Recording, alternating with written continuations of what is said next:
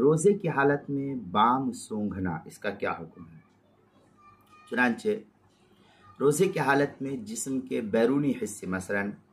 ناک وغیرہ کے اوپر یا اس کے اطراف میں وکس بام لگانا یا وکس بام اس طرح سونگھنا کہ اس کے ذرات ناک کے اندر نہ جائے جائز ہے، اس سے روزہ فاسد نہیں ہوتا۔ مثلاً یہ سب میں لگا لیا یا اوپر کے حصے میں یہاں پہ لگا لیا، یہ سب میں لگا لیا، گلے وغیرہ میں لگا لیا، سر دکھ رہا ہے تو وہاں لگا لیا یا صرف سونگھ لیا تو اس سے روزے پر کوئی فرق نہیں پڑتا، روزہ فاسد نہیں ہوتا۔ چنانچہ در مختار ما شامیہ کے اندر اس کی تفصیل ہے، جلد نمبر 2 صفحہ نمبر 395 میں ہے، وَلَا يَتَوَهَّمُ أَنَّهُ کشم الورد وماءہ والمسک لوضوح الفرق، اس طریقے کی عبارت جو ہے نقل کی ہے فتاوی در مختار ما شامی جلد نمبر 2 صفحہ نمبر 395 میں۔ فتاوی محمودیہ میں ہے،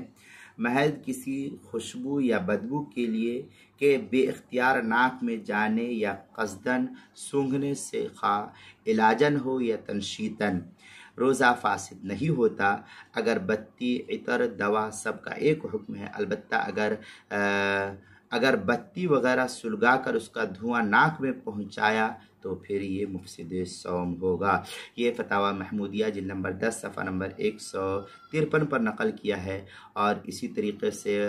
علامہ یوسف بن نوریہ کا جو فتویٰ نمبر ہے فتویٰ ویب سائٹ پر، اس کا فتویٰ نمبر ہے 144109200790، یہ فتویٰ نمبر ہے علامہ یوسف بن نوریہ ٹاؤن کا، آپ وہاں بھی اس فتوے کو دیکھ سکتے ہیں۔